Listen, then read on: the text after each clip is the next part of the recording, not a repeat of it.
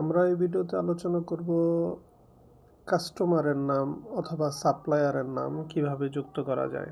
যেহেতু কাস্টমারের সাথে তাদের বকেয়া সম্পৃক্ত থাকে বা সাপ্লায়ারের সাথে বকেয়া সম্পৃক্ত থাকে, সেই জন্য এই জিনিসটা একটু বলে দিচ্ছি। সেটার জন্য আমরা মেনু বার থেকে চলে যাব বেসিক সেটিংয়ে যাওয়ার পর সেখান থেকে যাব রেজিস্টার, 2 নম্বর অপশনটাতে রেজিস্টার। এখানে দেখেন add customer, add retailer, add supplier, employee and reference. তো এখানে কাস্টমার, রিটেইলার, সাপ্লায়ার তিনোটার প্যাটার্ন একই রকম।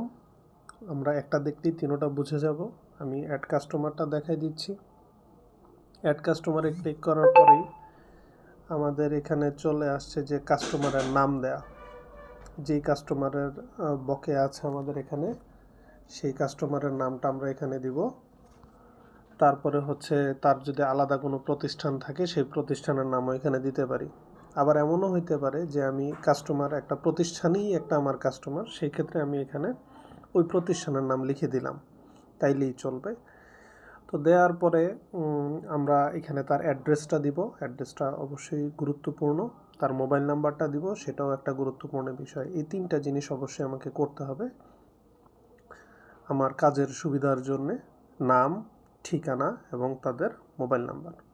তারপরে হচ্ছে তার অল্টারনেটিভ কোনো ফোন নাম্বার যদি থাকে অথবা তার এনআইডি নাম্বার যদি আপনি পান, ওইটা যদি রাখতে চান রাখতে পারবেন। এবং তার ছবি বা এনআইডির ছবি যদি চান আপলোড করতে, তাহলে এখান থেকে চুজ ফাইলের মাধ্যমে সেটা করে দেওয়া যাবে। চুজ ফাইলে ক্লিক করলে গ্যালারি ওপেন হবে, ওখান থেকে ছবিটা ধরাই দিলে হবে। আর এই ওপেনিং ব্যালেন্স, সেটা খুবই একটা গুরুত্বপূর্ণ বিষয়। ওপেনিং ব্যালেন্স হচ্ছে তার বকেয়া, সর্বশেষ বকেয়া যেটা আছে। আর যদি সাপ্লায়ার ক্ষেত্রে হয়, সেক্ষেত্রে হবে সর্বশেষ ওনারা যেই টাকাটা পাওনা আছে সেই টাকার পরিমাণটা এখানে দিতে হবে, দিয়ে আমাকে সেভ করে দিতে হবে। সেভ করে দিলেই সেটা আমার লিস্টে চলে আসবে। এরকম যত কাস্টমার আছে যাদের বকেয়া আছে বকেয়া লিস্টে, আপনারা তাদের লিস্টটা পুরোটা এখানে তুলে ফেলবেন। এবং এমনও হইতে পারে যে কাস্টমারের সাথে আমার বকেয়া নাই, কিন্তু আমি তাদের তালিকাটা এখানে রাখতে চাচ্ছি। সেই ক্ষেত্রে আপনি বকেয়া ছাড়াই, ওপেনিং ব্যালেন্সের টাকা ছাড়াই আপনি তাদের নাম, ঠিকানা, বিস্তারিত তথ্যগুলো দিয়ে এখানে সেভ করে ফেলতে পারেন। এই হচ্ছে একটা বিষয়। ঠিক একইভাবে এটার মতো করে আছে আপনার সাপ্লায়ারটার জন্য আমি একইভাবে কি করব, সাপ্লায়ারে যাব। সাপ্লায়ারে গিয়ে সাপ্লায়ারের বিস্তারিত তথ্যগুলো দিয়ে সাপ্লায়ারের সাথে কত টাকা লেনদেন আছে সেটার ওপেনিং ব্যালেন্স দিয়ে আমি সেভ করে দেব। তাহলে আমার কোম্পানির হিসেবটা চলে আসলো। কোম্পানির ক্ষেত্রে যেই ব্র্যান্ড হয়, আকিজ ব্র্যান্ড হয়, ডিবিএল হয়, ভিনসি হয়, সানপাওয়ার হয়, গ্রেট ওয়াল হয়, এরকম যেই ব্র্যান্ডই হোক, ওই তাদের ব্র্যান্ডের নাম ঠিকানা উপরে থাকবে। উপরে ওই ব্র্যান্ডের নাম দিবেন, নেমিয়ে আপনার ওই ব্র্যান্ডের নামটাই হবে নেমের ঘরে। অর্গানাইজেশন আলাদা দিলে দিবেন, না দিলে নাই, দিয়ে এই ডাটাগুলো দিয়ে আপনি সেভ করে ফেলবেন অ্যাজ কাস্টমারটা যেভাবে করছেন ঠিক একইভাবে। রিটেলারের আলাদা করে দরকার নেই। রিটেলার, আপনার যেই সকল রিটেলার আছে সেগুলো আপনার কাস্টমার, আপনি কাস্টমার হিসেবেই সেখানে তুলে রাখেন, এক জায়গায় চলবে। আর আলাদা করে যদি চান তাহলে আলাদা রিটেলার হিসেবে মেনটেনও করতে পারেন, এটা একান্তই আপনার ইচ্ছা।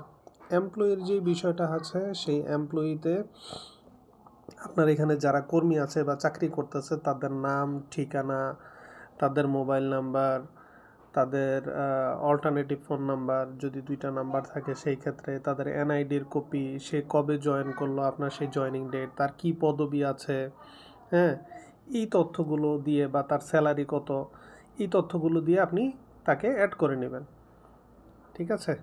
এখানে আপনি তাকে কি হিসাবে চাচ্ছেন, তাকে সাপোর্ট হিসাবে চাচ্ছেন নাকি তাকে অ্যাডমিন হিসাবে রাখতে চাচ্ছেন, এইখানে সেটা দিবেন। দিয়ে তারপরে তার ছবি, তার এনআইডির ছবি বা তার কোনো সার্টিফিকেটের ছবি, এগুলা ছবি তুলে মোবাইল দিয়ে বা স্ক্যানার দিয়ে দেন আপনি চুজ ফাইলের মাধ্যমে ক্লিক করে শুধু সরাসরি গ্যালারি থেকে সেটাকে আপলোড করে দিবেন, দিয়ে সেভ করে দিবেন। তাহলে আপনার এখানে তাদের তালিকাটা তৈরি হয়ে যাবে। এখানে থাকবে আপনার এমপ্লয়িদের তালিকা। আরেকটা আছে রেফারেন্সের বিষয়টা কি? রেফারেন্স হচ্ছে যে যাদের মাধ্যমে আপনাদের প্রতিষ্ঠানে প্রোডাক্ট সেল হয় তাদের তালিকা। এই ক্ষেত্রে তাদের সাথে যদি বাৎসরিক শেষে তাদেরকে যদি আপনারা কোনো সম্মানী দিয়ে থাকেন অথবা কোনো গিফট দিয়ে থাকেন, ওই ক্ষেত্রে আপনারা চাইলে তাদের নামটা মেনটেন করতে পারবেন। কিভাবে? ওই রেফার যিনি করে ওনার ব্যক্তির নাম দিলেন, তার ঠিকানা, মোবাইল নাম্বার, এই আইটেমগুলো এখানে অ্যাড করে রাখলেন বিস্তারিত তথ্য দিয়ে, এবং তার সাথে যদি কোনো লেনদেন থাকে সেটাও দিতে পারবেন, দিয়ে গতানুগতিক আগের বিষয় সহ সেভ দিয়ে রাখলেন। এটা সেলসের সময় কাজে লাগবে। যখন সেলস করবেন প্রোডাক্ট, তখন আপনি চাইলে রেফারেন্সের এই ব্যক্তিকে ধরায় দিলে এইটা একটা হিসাব থাকবে যে এই ব্যক্তি আপনার কাছ থেকে কারে কারে প্রোডাক্ট কিনে দিছে বা কতজন কাস্টমার আপনার কাছে পাঠাইছে, এটার হিসাবটা আপনি রাখতে পারবেন। সো এখানে যদি এটা অ্যাড করে নেন, ভবিষ্যতে যখন আমরা সেলসে যাব, সেলসে গেলে এখানে রেফারেন্সের অপশান থাকবে, তখন এই রেফারেন্সের ব্যক্তির নামগুলো আমরা এখান থেকে ধরাই দিতে পারবো।